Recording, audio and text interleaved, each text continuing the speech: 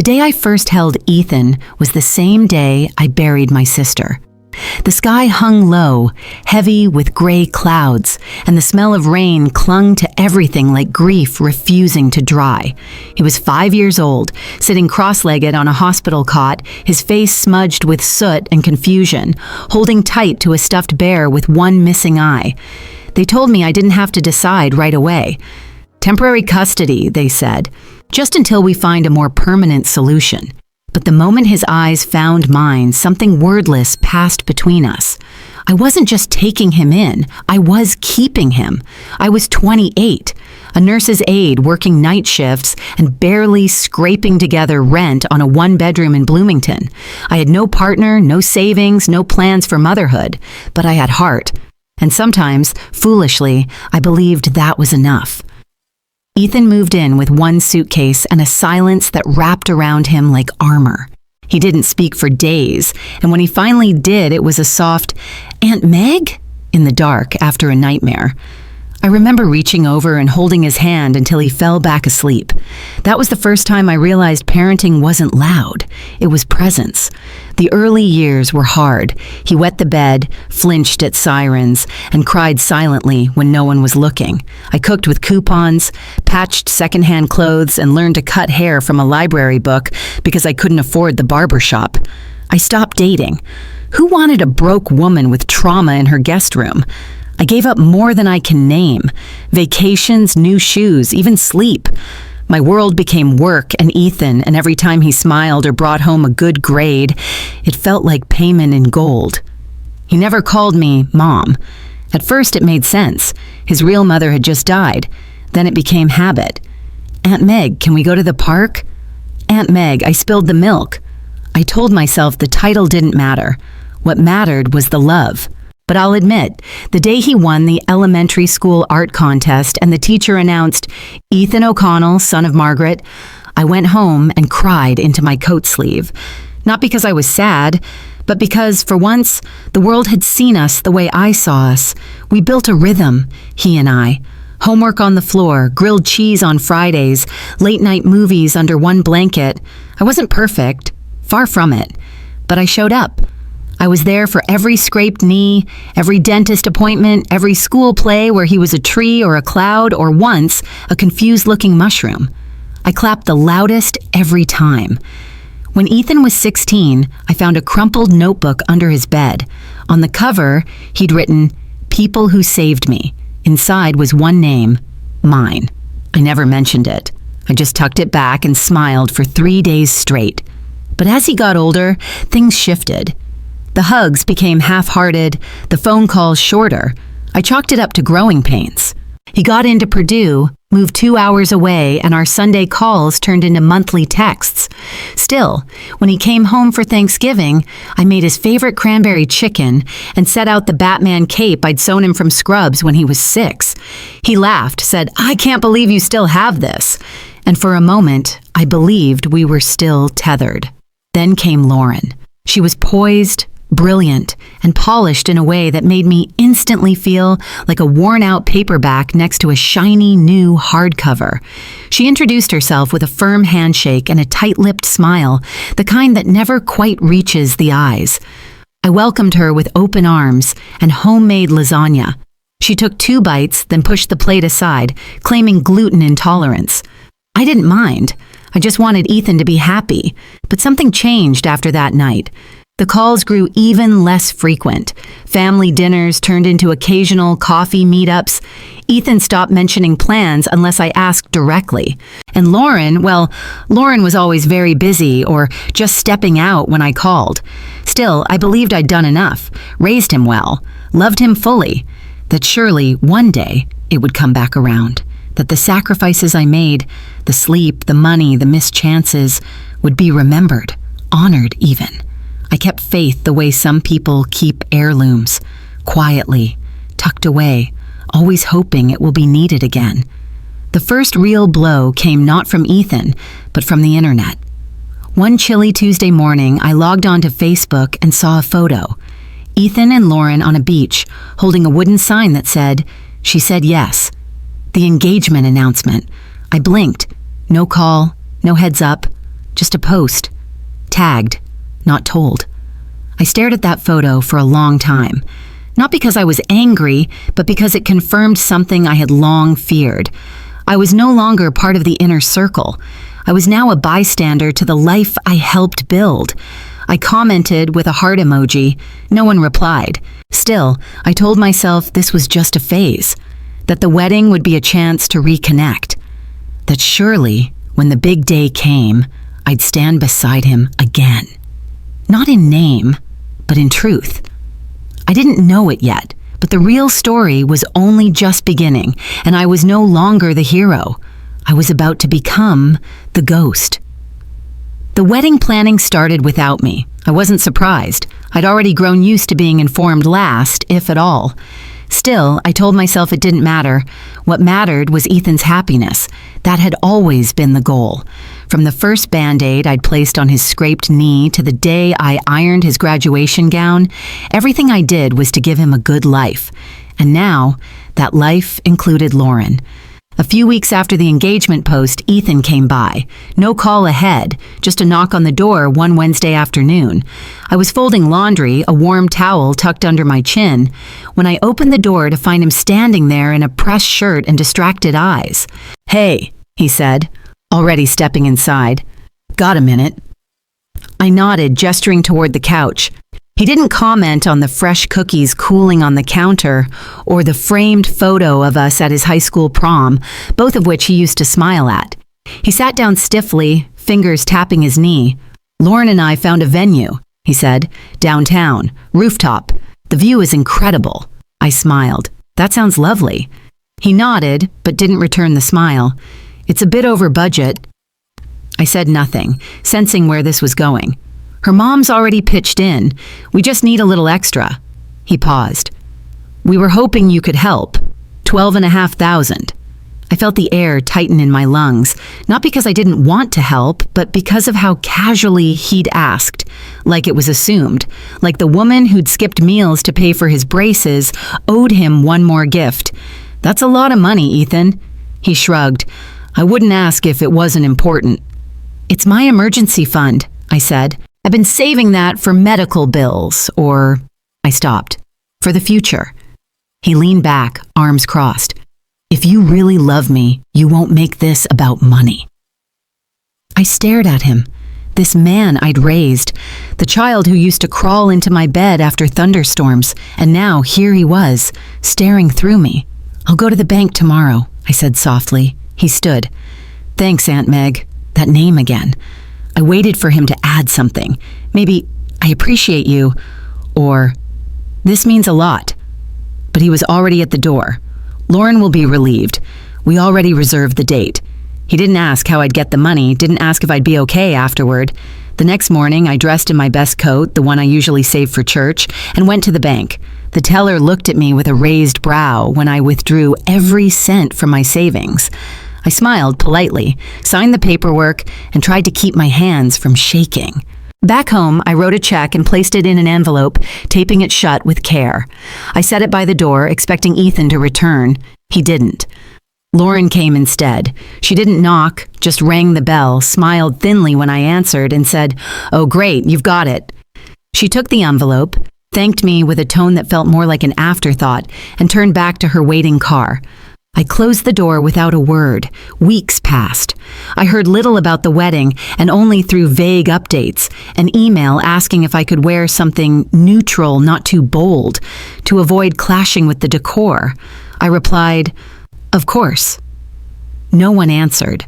Still, I bought a dress. Coral, soft but not pale. It was a color I loved but rarely wore. Too vibrant, too loud, too unlike the woman I was told to be. The saleswoman said it made my skin glow. I believed her. I had the hemline altered and paid extra for proper lining. I even curled my hair the morning of the wedding and dabbed on the perfume I usually reserved for Easter Sunday. The pearl earrings Ethan gave me at his college graduation completed the look. I wanted to feel like I belonged. At the venue, no one greeted me. The planner glanced at her list, barely nodded, and pointed me toward table 17, tucked in the back near the server's entrance. My name was spelled wrong on the place card. Margaret O'Connell. I didn't correct it. Guests mingled. Cameras clicked. I watched from my seat as Lauren, radiant in white, posed beside Ethan under a floral arch. Patricia stood proudly beside them, her hand resting on Ethan's shoulder like she'd earned it. I waited for someone to wave me over. No one did. Later, as the reception began, Lauren passed my table. She gave me a quick glance, then said, "A bit bold, don't you think?" nodding at my dress. I opened my mouth, but she was already gone. I smoothed the fabric in my lap and reminded myself to smile. That was the only way I knew how to survive moments like these, by pretending they were smaller than they felt. The ballroom shimmered with candlelight and champagne, gold-accented menus, a jazz quartet in the corner. Everything meticulously planned. Everything except me. When it was time for the speeches, Patricia spoke first. She talked about Lauren's grace, intelligence, and kindness. Then she turned to Ethan. "You've given me the son I never had," she said, eyes misty. The applause was warm. Then Ethan stood. He looked out over the room, his smile wide. "I just want to thank someone who's been a rock through all of this," he began. "Someone who's welcomed me like a true son." I held my breath. "My real mother." He turned, not to me, but to Patricia. "Thank you," he said, "for everything." The applause swelled. I didn't move. I smiled, not because I meant it, but because I'd practiced. Inside, something crumbled, and as I watched him raise his glass, toasting the woman who wasn't me, I realized I hadn't just been forgotten. I'd been erased. The night after the wedding, I sat on the edge of my bed, still wearing the coral dress, its skirt bunched at my knees like petals too heavy to lift. I didn't turn on the light. I didn't turn on the TV. I just sat in the quiet, staring at the floor, listening to the faint tick of the hallway clock. The silence felt heavier than any word Ethan hadn't said. It pressed on my chest, a slow, invisible weight that made breathing feel like effort. I'd spent years building a life around Ethan, years creating a world for him to grow into, to feel safe in. I cooked, cleaned, saved, sacrificed, and smiled through disappointments too small to name, yet too sharp to forget. But now I was beginning to see what I hadn't let myself see before. I had been a placeholder, a safety net, a mother by default, not by declaration. In the closet, behind my winter coats, was the old box. I hadn't opened it in more than a decade, maybe two. It sat like a secret beneath layers of wool and memory. I retrieved the envelope taped to the bottom drawer of my dresser, marked in my handwriting, "Emergencies only." Inside was the key. The lock clicked softly, and the box opened with the scent of old paper and steel. Inside, my father's investment records. Certificates of deposit rolled over since the 90s, property deeds, savings bonds I'd forgotten existed. I sorted through the files with trembling hands, doing quick math in my head. The land near Oak Hill he'd purchased for pennies in the 60s, now worth hundreds of thousands. The stocks he'd bought in a tiny tech company I'd barely followed, quietly multiplied over the years. I wasn't wealthy by Lauren's standards, but I was far from poor. For years, I had been seen as someone to help, to manage, to pat on the head with polite disregard. No one had asked what I had built. No one had thought to wonder what I had preserved. My father used to say, "The loudest wealth is often the weakest. Stay quiet. Stay ready." The next day, I made an appointment with Mr. Harland, the lawyer who had once handled my father's estate. His office smelled like leather and dust, exactly as I remembered. He offered me tea, which I declined. "I'd like to update my will," I said. He looked up. Pen paused midair. "You'd like to add someone?" "No," I said calmly. "I'd like to remove someone." His eyebrows lifted slightly, but he didn't question me, just pulled out the forms. By noon, Ethan's name was gone. Instead, I created something else, something I wished had existed when I was younger and scared and utterly alone. A small foundation, modest in funds but deep in intent, silent seed. It would offer microgrants to single women who'd raised children not their own, adoptive mothers, aunts, grandmothers, those who stepped up without fanfare and were often forgotten the moment their usefulness expired. I didn't need a statue. I just wanted a ripple. A week later, I put my house on the market. It sold in 3 days. The new apartment was nothing like the old one. It had floor-to-ceiling windows, white oak floors, and an open kitchen with polished quartz counters. I chose every detail, every lamp, every cushion, not for anyone else, but for me. No one asked where I was going, and I didn't volunteer the information. I told Ethan I was downsizing, which wasn't exactly a lie. 3 days after I moved in, the concierge buzzed. "There's a couple here asking for you," he said, "a Mr. and Mrs. O'Connell." I knew they'd come eventually. I let them up. When the elevator doors opened, Ethan and Lauren stepped into the apartment and stopped cold. Ethan looked around like he'd walked into a stranger's home. Lauren blinked at the space, her gaze sweeping over the marble dining table, the minimalist artwork, the sheer curtains dancing in the light. "Mom," Ethan said finally, "what is this place?" "My home," I answered. He laughed, but there was no humor in it. "Seriously, though, how could you afford all this?" I walked to the sideboard and poured myself tea. I didn't offer them any. "My father taught me to invest."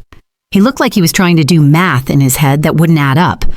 Lauren spoke next. "You never mentioned you had this kind of money." "You never asked," I said calmly. Ethan stepped forward, his voice lower now. "We thought maybe you needed help. We were worried." That word, "we," landed like a brick. I turned, set down my teacup. "You weren't worried when you put me in the corner of your wedding, when you called someone else your mother, when you let Lauren treat me like wallpaper." Lauren's eyes narrowed. "That's not fair. We had a theme, a look. You know how important that is." I looked at her for a long moment. I didn't mind not being in the photos, but I minded being erased. Ethan looked down at his shoes. "I'm not angry," I said, "but I'm not available anymore. Not to be used, not to be stored on a shelf until needed." Lauren took a step forward. "Look, we came to talk." I raised a hand. "Then listen." The room went still. "I'm done explaining my worth. If you can't see it, that's your burden, not mine." And for the first time in my life, I watched them both fall silent. Not because I was yelling, but because I wasn't. Lauren looked ready to speak again, lips parting, her usual confident tone loading up behind her breath. But Ethan beat her to it. "We didn't mean to hurt you," he said, his voice almost childlike. I tilted my head slightly. "But you did." He winced, as if I had struck him. I hadn't raised my voice. I hadn't moved from where I stood, but the words had landed exactly where they needed to, on the soft, guilty place he didn't know he still had. Lauren shifted her weight, arms crossed now. "You're making this dramatic." That word, dramatic, it hit me harder than any insult because it was dismissive, as if decades of devotion and pain could be reduced to a mood swing. I took a slow breath and smiled faintly. "You know, Lauren, for a woman so committed to aesthetics, you seem to have missed the elegance in sincerity." Her eyes narrowed. "Excuse me?" "I gave you what you asked for," I continued. "A wedding contribution, my silence, my absence from the important parts.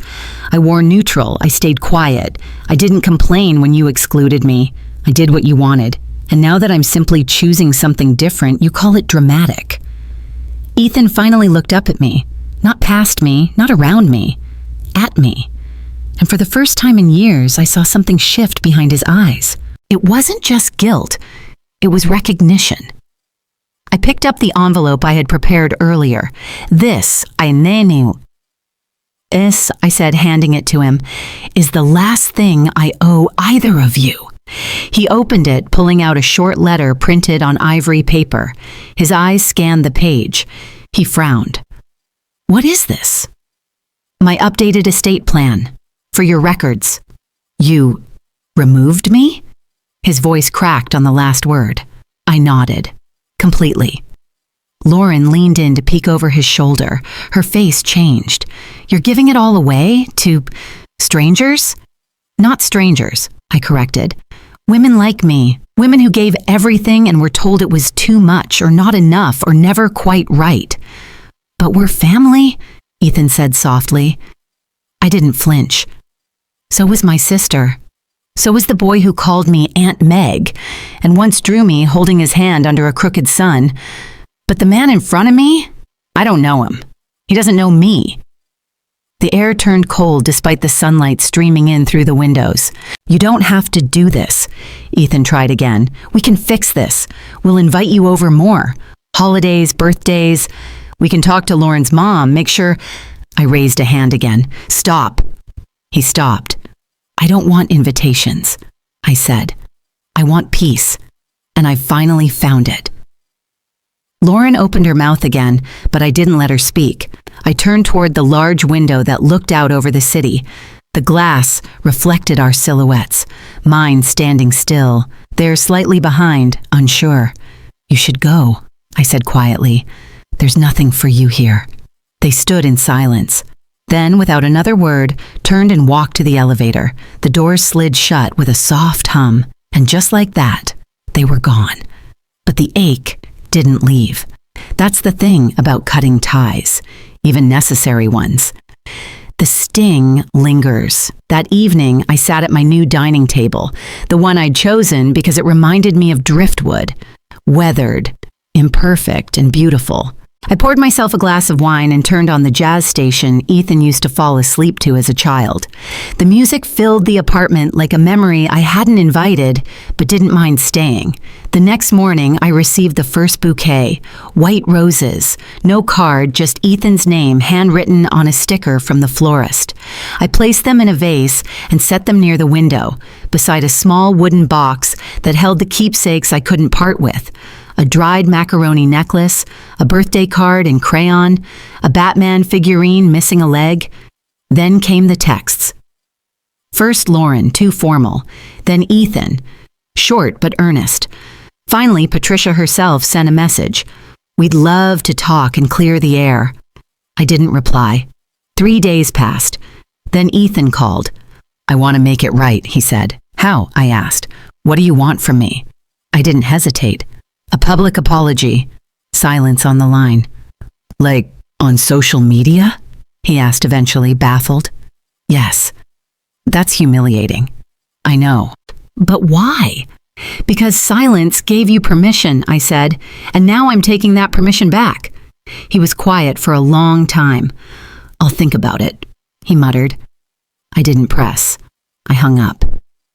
That night, I slept better than I had in years. The next day, I walked through the park near my apartment, the same one I used to bring Ethan to in his little red wagon. I passed mothers chasing toddlers, a group of women power walking with purpose, and a man playing saxophone under a tree. I dropped $5 in his case and stayed to listen to one full song. It was something slow and aching. Beautiful. When I returned home, I found a package by my door. Inside, a handwritten letter. It wasn't from Ethan. It was from a woman named Denise, someone who had found my foundation's mission online and wanted to thank me. She was a retired foster mother who had raised 5 children, none of whom spoke to her anymore. "I thought I was the only one," she wrote, "but now I know I'm not invisible." I held the letter to my chest, and I cried. Not because I was broken, but because I had finally found a way to heal. It had been nearly a week since I asked Ethan for the apology, and each day passed with a strange sense of stillness, like waiting for a storm that might never come. I kept my routine simple: morning walks, tea by the window, phone turned face down on the kitchen counter. I didn't want to see unread messages or missed calls. I needed space, and for the first time, I was giving it to myself without guilt. One rainy afternoon, while rearranging the books on my shelf, I stumbled upon something I hadn't seen in years. Ethan's old school folder. It was tucked between a recipe book and a gardening guide, bent at the corners but still intact. I sat on the floor and opened it slowly, as if it were fragile. Inside were childhood drawings, stick figures, lopsided houses, sunshines with thick yellow rays. One caught my eye. It was a drawing of two people holding hands beneath a crooked sun, one tall, one small. Above them, in big block letters, he had written, "Me and Mom." I stared at it for a long time. He had once called me Mom, not Aunt Meg, not Margaret, just Mom. I'd forgotten. Or maybe I had pushed it away, trying not to cling to a word that disappeared too soon. Holding that piece of paper was like holding a version of us I thought was lost, a version untouched by Lauren's judgment or Patricia's pride, a version where it was just me and him against the world. The tears came without permission.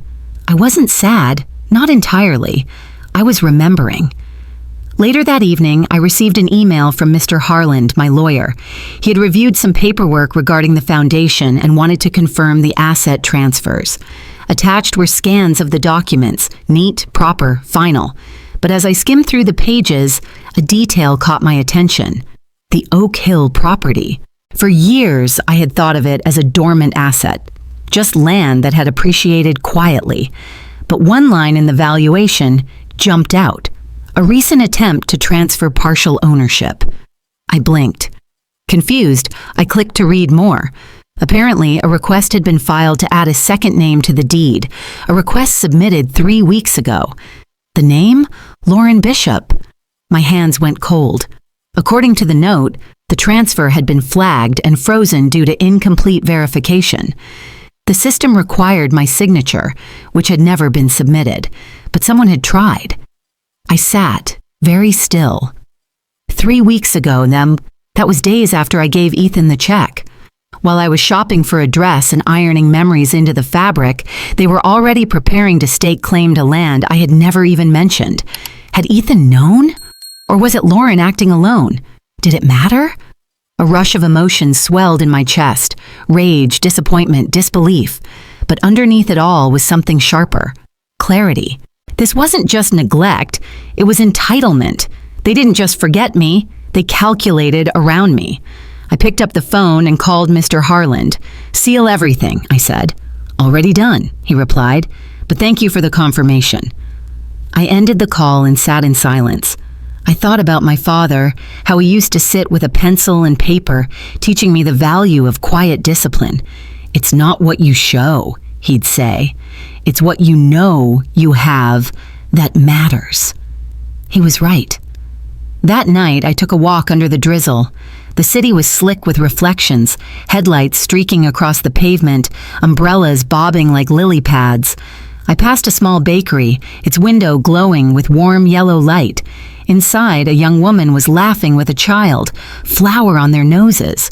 I stopped and watched them, not with envy, but with a strange, distant tenderness. I once had that. Not the flower, not the glow, the bond. And though it had frayed, unraveled, and nearly vanished, I had held it for longer than most ever get to. I had been someone's whole world, even if only for a chapter. Back home, I sat at my writing desk and opened a new journal. On the first page, I wrote, "You cannot steal from someone who has already let go." I underlined it twice. Then I lit a candle, not for mourning, but for illumination. I was beginning again. And this time, no one would write me out. The next morning, I opened my email and found something I hadn't expected: an apology. Not from Ethan, not from Lauren. It was from Patricia. Subject line about the wedding. I hovered over it for a while before clicking. The message was brief, polite, and laced with the same faux grace I remembered from the reception. "Dear Margaret, I wanted to reach out and acknowledge that perhaps we were less inclusive than we should have been during the wedding. It was not intentional, I assure you. Planning such events can be chaotic, and I'm afraid some oversight occurred. I hope there are no hard feelings. Warmly, Patricia Bishop." Oversight. That word clawed at me, like forgetting to salt the potatoes or send a thank you card, not erasing a woman's motherhood in front of 100 guests. I didn't reply, but I didn't delete it either. I forwarded it to a folder I had just created. Documentation, in case they rewrite history. I didn't know if they ever would, but I'd lived long enough to see memory bend under pressure. Better to preserve the truth now, while it still had edges. Later that afternoon, I received a call from Mr. Harland again. "I've filed the deed protection," he said. "Also, just a heads up, someone else tried to contact the county office yesterday about the Oak Hill land." My breath caught. "Who?" "A woman named Lauren. She said she was calling on your behalf. Wanted to confirm transition status. The clerk flagged it because of your note last week." "Thank you for telling me," I said. My voice was calm, but my heart felt like it was knocking inside my chest, fists pounding on ribs. After we hung up, I stared out the window for a long time. There it was, confirmation that this wasn't ignorance. It wasn't a slip. It was deliberate. Lauren hadn't just tried to rewrite the emotional story. She was actively trying to secure the ending, an ending where she got everything. And I vanished. That night, I couldn't sleep. I paced the apartment in my slippers, the floor cold beneath my feet. I stopped at the glass cabinet where I kept the things no one ever asked about, Ethan's first tooth in a tiny envelope, the handmade cards, the ceramic mug he painted at summer camp that still smelled faintly of crayons. I picked it up, ran my thumb along the edge. How had we gotten here? How had love turned to leverage? And then it hit me. This wasn't just about Lauren. It was about what I had taught Ethan by never speaking up. I had modeled silence, gratitude without boundaries, love without condition. And now he was simply applying those rules to me. He thought I would always be available, always giving, always behind the curtain, clapping quietly. It wasn't malice. It was muscle memory. And if I didn't change, he never would. The following day, I booked a flight to Seattle. Not to escape, but to return. It had always been a quiet dream, retiring there near the Sound, where the air smelled like salt and cedar, and people didn't know me as Ethan's aunt. A place where I could be Margaret again, just Margaret. I called Mr. Harland and instructed him to begin the paperwork to transfer the foundation's base of operations. I would meet with a local accountant once I arrived. Everything would continue, just from a new place, a place of my choosing. 2 days later, as I packed, the doorbell rang. It was Ethan. He looked tired, not just in the way of missed sleep, but in the way of someone realizing the ground beneath them is shifting, and they're not sure how to balance. "Can I come in, Ned?" he asked. I nodded. He stepped inside, glanced around, and paused when he saw the open suitcase on the couch. "You're leaving?" "Yes." "Where?" "Seattle." "For how long?" "Indefinitely." He swallowed. "Because of us?" "No," I said. "Because of me." He looked at me then, really looked. "You changed your will." "I did." He nodded, accepting it. "Can I ask why?" I walked over to the table and picked up a copy of his 5th grade art project, the drawing of the two of us under the crooked sun. "Because this," I said, holding it up, "isn't who we are anymore." He took it, staring at the page. "I loved you," I said, voice steady. "I still do. But love without respect becomes duty, and I'm done living like an obligation." "I didn't mean—" "I know," I interrupted. "That's the worst part." He looked down, then back up. "What happens now?" he asked. I smiled softly. "Now I leave. And you? Figure out who you are when no one's handing you a safety net." He didn't argue, didn't cry, didn't even ask for a second chance. He just stood there, holding that old drawing like a map to a place he no longer remembered how to get to. When he left, I didn't watch from the window. I closed the suitcase, zipped it shut.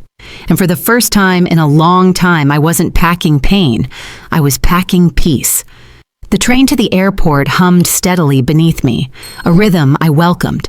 I watched the blur of buildings turn to trees, then to fog-kissed hills as we approached the edge of the city. In my lap rested a worn leather bag that had traveled with me through hospital shifts, birthday weekends, and now reinvention. I didn't tell anyone I was leaving, not officially. No announcement, no dramatic goodbye, just a one-way ticket and a still heart. Seattle greeted me with its usual mist and that soft pine-sweet scent I remembered from childhood visits. I rented a modest but sunlit apartment near Green Lake. The walls were bare, the shelves empty, but the silence was mine. And this time, it wasn't lonely. It was intentional. I unpacked slowly, placing the few keepsakes I brought with me on a small oak table near the window. The drawing from Ethan's childhood, a photo of my sister and I on a swing set, and a tiny ceramic turtle he once gave me from a school field trip. On my third evening, I attended a local poetry night. I didn't read anything. I wasn't ready for that. But I listened. One woman read a piece about raising her niece after her brother disappeared into addiction. Another shared a story about being a surrogate grandmother to neighborhood children whose parents worked night shifts. The audience snapped fingers instead of clapping. It was gentle, inclusive, real. Afterward, the woman who read about her niece sat beside me and introduced herself. "I'm Joanne," she said. "That your first time here?" I nodded. She smiled. "You've got that look, the kind of quiet only women who've been everything to someone can wear." I didn't reply at first. Then, "I suppose I've worn it for a while." We talked for an hour. The next week I returned, and the week after that. By the end of the month, I had a small circle of women who knew me not as the one who raised him, but simply as Meg. They didn't ask for stories I wasn't ready to tell. They didn't dig into my past or offer unsolicited advice. We spoke in truths and silences, held space for one another in a way that felt holy. One Thursday afternoon, I hosted them for tea. Nothing fancy, just scones, fruit, mismatched mugs, but it felt like communion. We sat in a circle by the window and shared bits of ourselves, pains, hopes, things we'd buried so deep even our voices shook to unearth them. When it was my turn, I simply said, "I raised a boy who no longer sees me, but I'm learning that motherhood isn't about being seen. It's about seeing yourself clearly enough to let go." Joanne reached for my hand. She didn't speak. She didn't need to. Later that evening, I received a message from Ethan, a photo. He and Lauren standing in front of a car dealership holding keys. The caption read, "First family car, thank you for helping us get here." No mention of me. Just a broadcast to the world, a rewrite, another erasure. I stared at the image for a full minute, then deleted it. Not out of anger, but clarity. That chapter was over, and like any second funeral, I was choosing not to attend. But funerals aren't always about the dead. Sometimes they're about the living releasing what no longer serves them. I wasn't burying Ethan. I was burying the expectation that he would one day look back and see me fully, that he'd run to me in a moment of gratitude, arms wide, calling me mom again. That vision had lingered like a ghost, haunting every quiet evening, every missed call, every moment I wanted to believe love would be enough to bridge silence. That ghost was gone now. I didn't hate him, but I no longer waited for him, and that, I realized, was freedom. The next day, I received a letter, not from Ethan, not from Lauren. It was from a woman named Celeste. She had just received a micro-grant from the Silent Seed Foundation, a fund I had quietly expanded after selling a small portion of the Oak Hill land. Her letter was handwritten, neat loops and careful cursive. I never thought anyone would see what I did as worth recognizing. I raised my sister's 3 kids while working nights at the diner. No medals, no parades, just tired feet and cold dinners. Your foundation helped me pay for my eldest's trade school tuition. But more than that, it made me feel visible. Thank you. I read it 3 times, and when I placed it next to the others, Denise's, Amber's, Sharon's, I realized I hadn't lost motherhood. I had multiplied it, not in the traditional sense, but in essence. My love had echoed outward, finding its way into homes I'd never stepped into, cradling children I'd never met, healing wounds I hadn't caused but understood deeply. And in that moment, I no longer wished for a do-over, only a continuation, not of what was, but what could be. A week after Celeste's letter arrived, I stood at my kitchen window, the sky outside thick with fog, sipping coffee from a ceramic mug painted with wildflowers.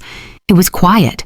Not the silence of absence, but the kind you earn, like a room finally cleared of clutter. My apartment was small, but felt wide with peace.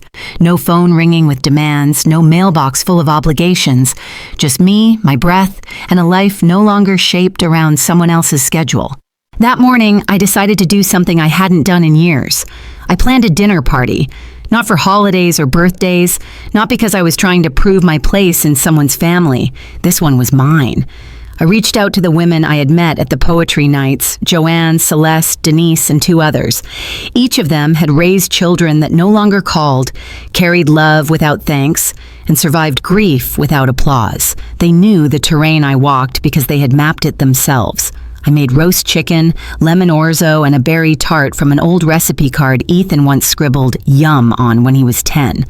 I lit candles, not scented, just soft flickering ones, and played Nina Simone in the background. When the women arrived, they brought wine, laughter, and the kind of warmth you can't fake. We sat around my table, sharing stories, not just of loss, but of renewal. How we were learning to mother ourselves after mothering everyone else for so long. Halfway through the evening, Joanne lifted her glass. "To the invisible women," she said, "and the day we stopped asking to be seen." We clinked glasses. The sound was soft, reverent. Later that night, after the last guest had gone and the dishes were stacked neatly by the sink, I stood in the doorway of my living room and just looked. The space glowed with leftover conversation, and I felt full, not with food, but with presence. It was in that stillness I knew I wasn't done yet. I sat down at my desk, opened my laptop, and began drafting a letter, not to Ethan, but to the board of the Silent Seed Foundation. I wanted to propose a new branch of grants, not just financial, but communal.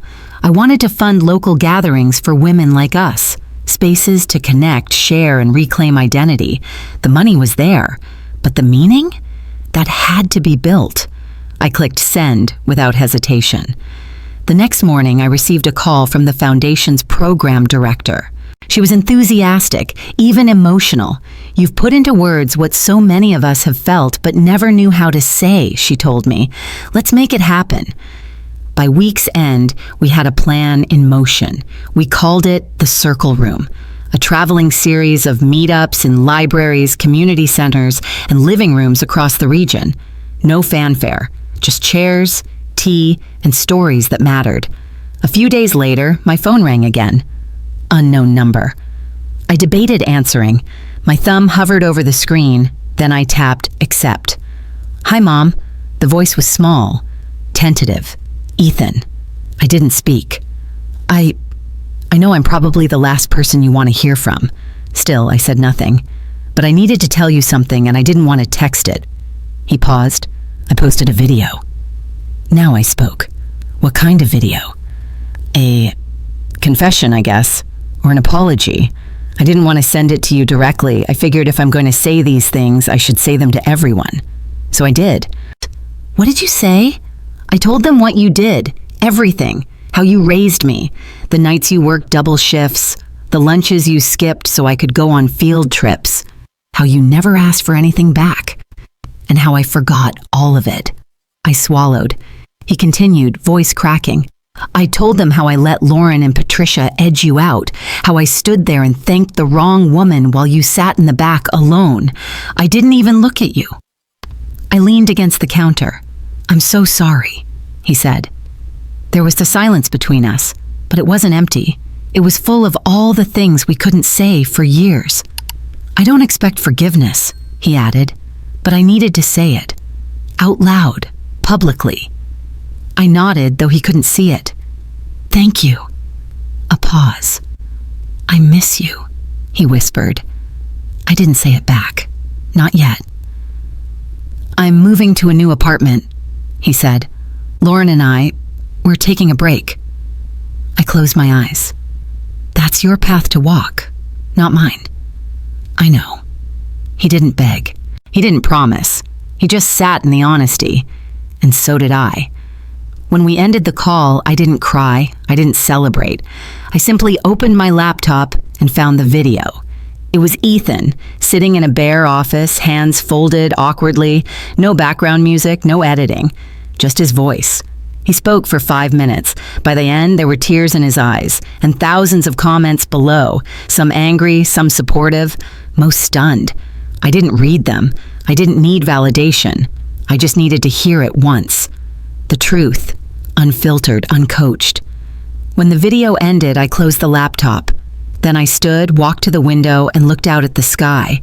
It was overcast, but the light still pushed through, just enough to see the edges of things clearly. And for the first time in years, I didn't feel erased. I felt seen. Not because he remembered me, but because I had finally remembered myself.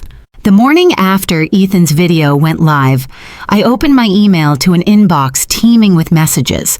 Most were from strangers, women mostly, who had seen the clip and somehow found my name, my foundation, my story. They wrote with rawness, with gratitude, with pain.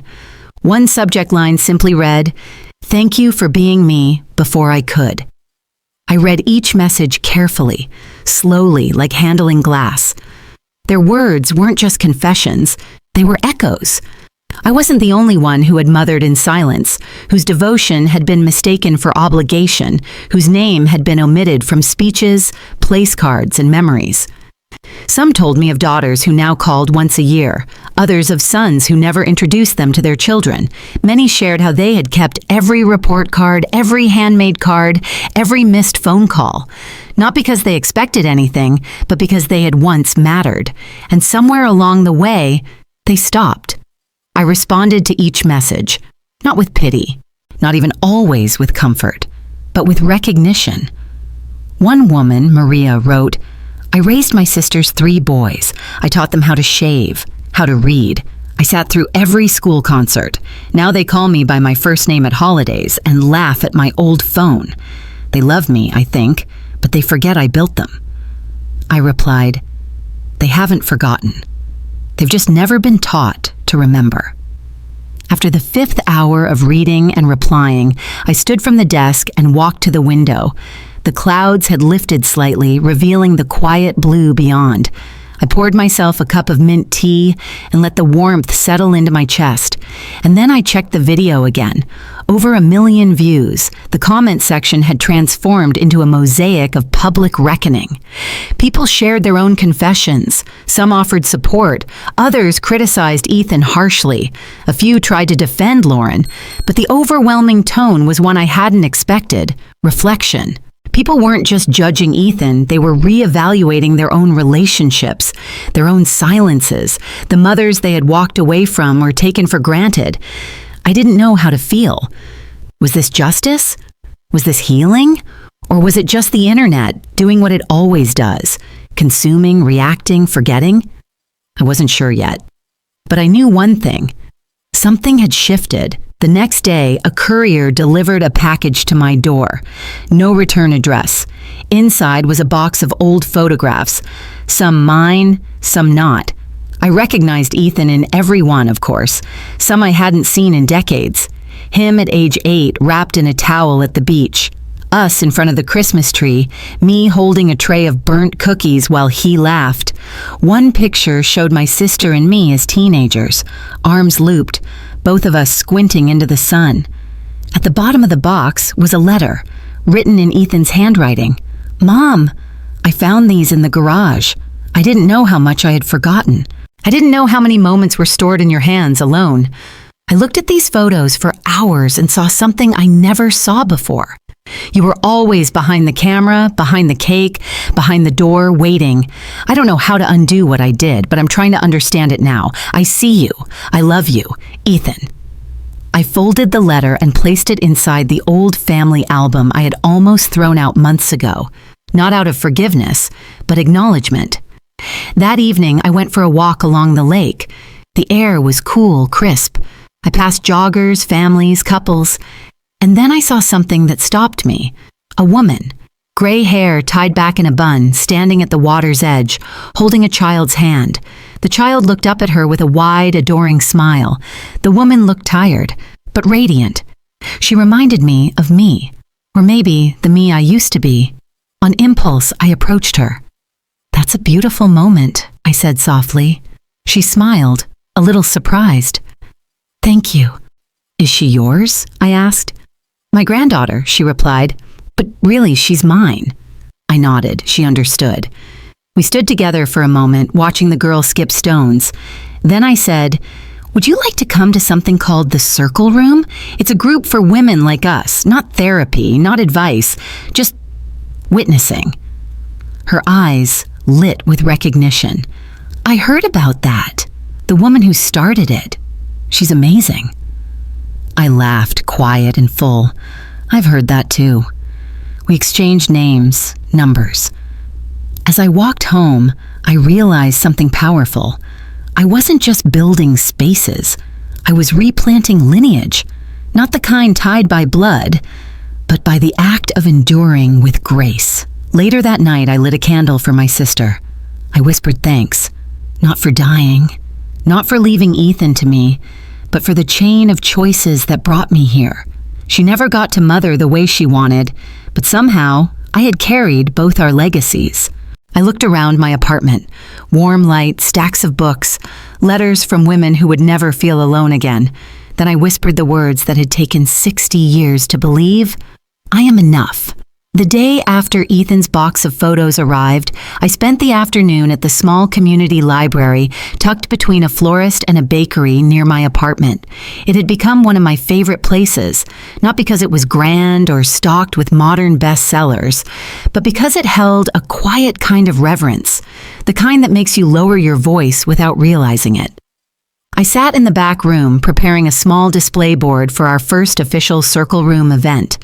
I taped photos of the women we'd helped through the foundation.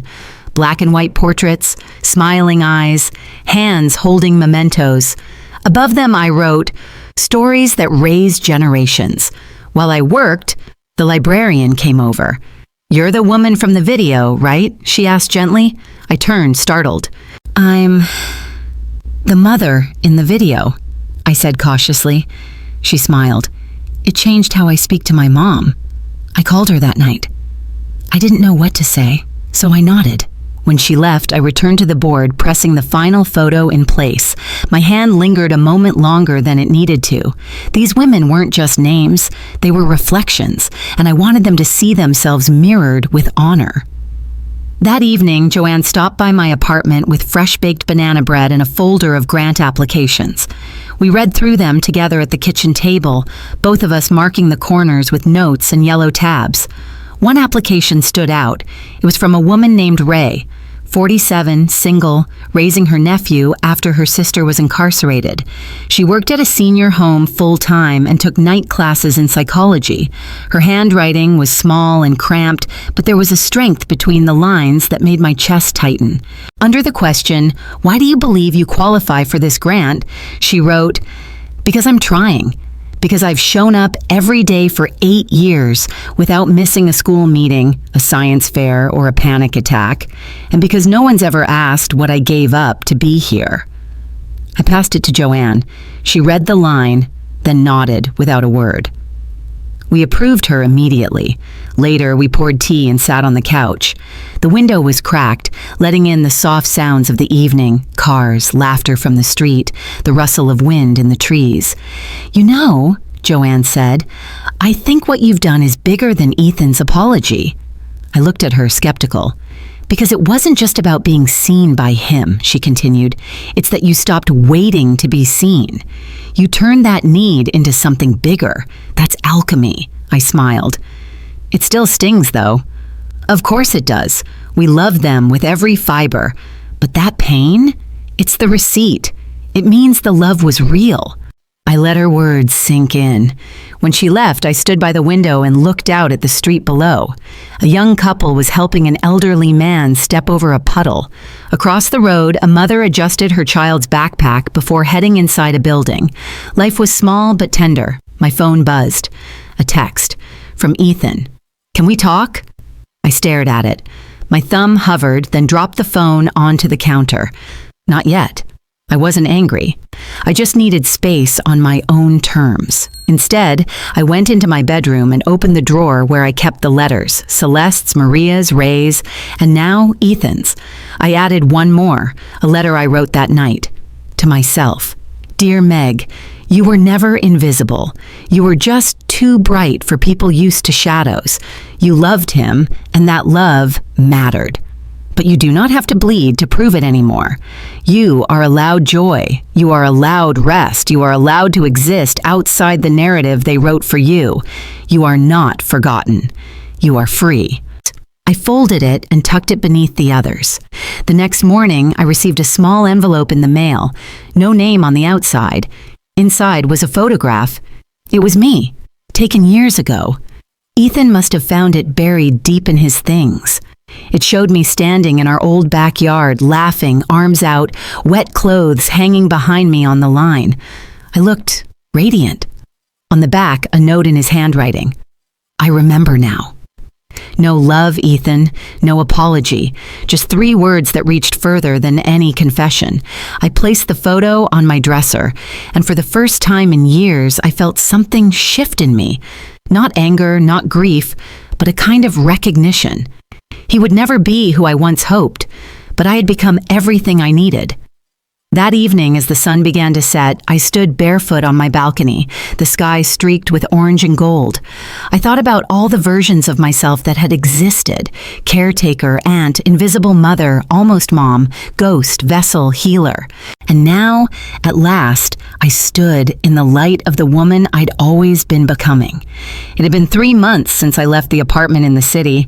3 months since I'd packed up a life of small silences and long memories, and 3 months since I'd come to Seattle. I didn't tell anyone when I left, not even Joanne.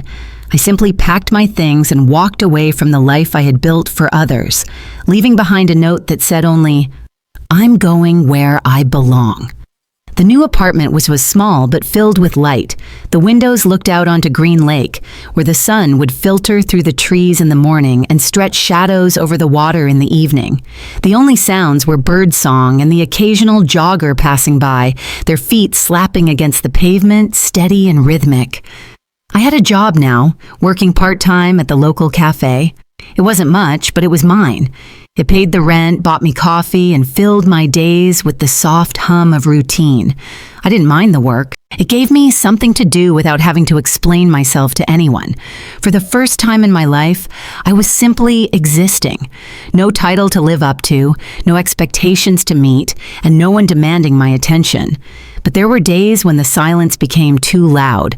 On those days, I found myself scrolling through old pictures on my phone, the ones of Ethan and me, the ones where he was still a child, holding up a drawing of us under the crooked sun. I'd stare at those pictures, searching for the boy I'd loved so fiercely, the one who had once called me Mom. It was hard to reconcile that version of him with the man who had forgotten me, the one who had stood before a crowd at his wedding and thanked someone else for being the mother he never had. I didn't hate him, but I didn't love him either. The love I had once poured into him had turned to something else, something quieter, more distant, something that I could only define as grief. It wasn't the grief of loss. It was the grief of being replaced. The grief of giving everything, only to be forgotten when it was no longer convenient. But every day, I walked around that grief. I didn't bury it. I didn't ignore it. I simply let it exist alongside me, like a shadow that faded when the sun was high but deepened in the evenings. And in the evenings, I'd sit by the window, watching the light change, and remember that I had been someone before, someone who mattered, someone who had given love without question, without expectation. One evening, as I sipped tea and gazed out at the lake, the phone rang. I didn't recognize the number, but something made me pick it up. "Hello? Maggie, it's Ethan." The sound of his voice hit me like a wave unexpectedly, and for a second, I couldn't breathe. My chest tightened, but I didn't hang up. I didn't even think about it. I just listened. I didn't know how to reach you," he said, his voice cracking. "But I needed to. I've been thinking a lot about what you said, and about what I did." I stayed silent. My fingers tightened around the cup in my hands. "I wanted to tell you that I'm sorry," he said, the words stumbling over one another, "for everything, for not being there when you needed me, for taking you for granted, for letting Lauren and my mom push you out. I should have fought for you. I should have I could hear him struggling to find the words, and it made my chest ache. He was still the boy I had raised, but he was also someone different now, someone I didn't know. "I don't expect anything from you," he continued, "but I need you to know that I see you. I see all of it now, everything you did, everything you sacrificed, and I will never forget it again." I didn't know how to respond. The silence stretched between us like a river too wide to cross. "I miss you," he said quietly, almost to himself. "I miss who we were." For a long moment, I didn't speak. Then, finally, I said, "I miss us too." But that was all. I didn't say anything more. I didn't need to. I had already let go. The next day, I sat at my small desk and wrote a letter to Ethan. I didn't want to tell him everything I had been feeling. I didn't want to open old wounds. Not yet. But I needed to say something, to let him know I had hurt him. I needed to tell him that, even though I had walked away from him, I hadn't stopped loving him. I had just stopped waiting for him to return to me. The letter was short. "Ethan, I don't know if we'll ever be what we once were, but I want you to know that I've seen you too. I've seen the man you're becoming, and while it's not the son I raised, it's a son I can still love. Take care of yourself, Meg." I sealed it in an envelope and didn't address it. I didn't know if I would ever send it. I didn't need to. It was enough to write it. The days after that passed without fanfare. I continued my work at the cafe, and the Foundation's Circle Room events grew slowly, quietly. I met more women, heard more stories, and added my own into the mix. I found that sharing was healing, that listening was the first step toward reclaiming something I had lost, my own voice. And yet, despite the small joys, there were nights when I lay awake in bed, staring at the ceiling, and wondered what might have been. What would it have been like if Ethan had stayed? If Lauren had never entered our lives? If things had been different? I didn't know, but I did know this. The version of myself that had once needed Ethan's approval had died long ago, and in its place, a new version had emerged. One who no longer needed to be seen by him to feel complete. I had finally found peace in the quiet, and it was enough. Weeks passed, and I settled deeper into the rhythms of my new life. Seattle had become my sanctuary, not just from the past, but from the expectations I had worn like a second skin for so long. I worked at the cafe, I attended the Circle Room events, and I kept my distance from the world that had once defined me. One afternoon, as I was closing up at the cafe, a familiar face appeared in the doorway. It was Patricia. I froze, wiping my hands on the towel, unsure of what to do. I hadn't heard from her since the wedding. She hadn't reached out, and I hadn't expected her to. But here she was, standing in the doorway with her arms crossed, her lips pressed together in an unreadable expression. "Margaret," she said, her voice soft but firm. "May I come in?" I nodded. "Of course." She stepped inside, and I motioned for her to sit at one of the small tables by the window. The cafe was nearly empty, save for a couple of regulars reading their books and sipping coffee. The silence between us was thick, but not uncomfortable. I had no idea what she was here to say. "Is this where you've been hiding?" she asked, her eyes scanning the room, taking in the mismatched chairs and the chalkboard menu on the wall. "I've driven by here a few times." I smiled faintly. "Not hiding, just living." She nodded slowly, as if processing that. "I see." I didn't speak. I didn't need to. The silence was enough. Patricia had never been one for long-winded conversations. She got to the point. "I've thought a lot about what happened at the wedding," she said finally, her voice quieter now, "and about what Ethan said in that video. I'm sorry." I blinked, surprised. "Sorry?" "Yes," she said, looking down at her hands. "I wasn't the mother he needed. I didn't protect you the way I should have. I didn't protect him either, not really. I allowed him to treat you like an afterthought, like someone who could be discarded once he had everything else he wanted." I sat back in my chair, still processing her words. "Why now?" Patricia's gaze met mine, her expression tired. "Because I've had time to think, time to see it all clearly. I see now that I wasn't just complicit. I enabled it. I stood by while my son pushed you aside and I didn't say a word.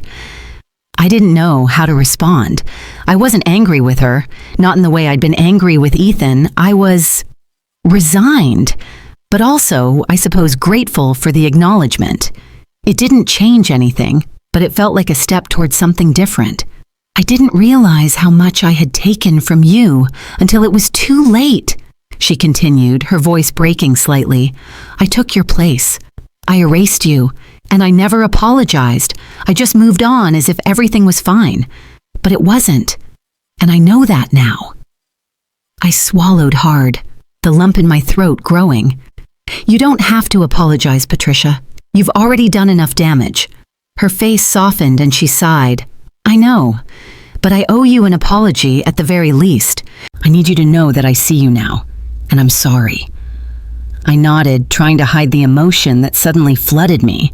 Thank you. We sat in silence for a moment, neither of us knowing exactly what to say next. Finally, Patricia stood up and adjusted her coat. I don't expect anything from you. I don't deserve your forgiveness, but I want you to know that I'm trying. I'm trying to change. I stood as well, my hands clasped tightly in front of me. I hope you do. She gave me a soft, uncertain smile. Goodbye, Margaret. I hope one day we can find a way to heal. As she left, I stood at the door, watching her walk away. I didn't know what the future held for us, if anything. I didn't even know if we could find a way back from where we had been. But for the first time, I felt a small seed of hope. Maybe not for us, but for something. The next day, Ethan called again. This time I answered. Hi, Mom, he said, and for the first time in a long while, I didn't flinch. It was the word I had been waiting for, the one I hadn't realized I still needed. Hi, Ethan, I said, my voice steady. How are you? I'm better, he said, the hesitation in his voice making me pause. I've been thinking a lot about everything, about you, about how I treated you. I know. I'm sorry, he said quietly, for everything, for hurting you, for not being the son you deserved. I stayed silent, letting his words settle. I had heard apologies before, but this one was different. It was raw. It was real. You don't have to apologize, Ethan, I said softly, but I need you to understand something. I'm not the woman you once knew. I'm not that person anymore. He was quiet for a long time. I understand. I really do. And I don't expect anything from you. But I just wanted you to know that I see you now. I see everything. I close my eyes, breathing deeply. Thank you. We didn't say much after that. It wasn't necessary. Sometimes words are just words. The healing comes in the silence, in the spaces we leave for each other. I didn't expect miracles from him. I didn't expect him to come running back or to fix what we had broken.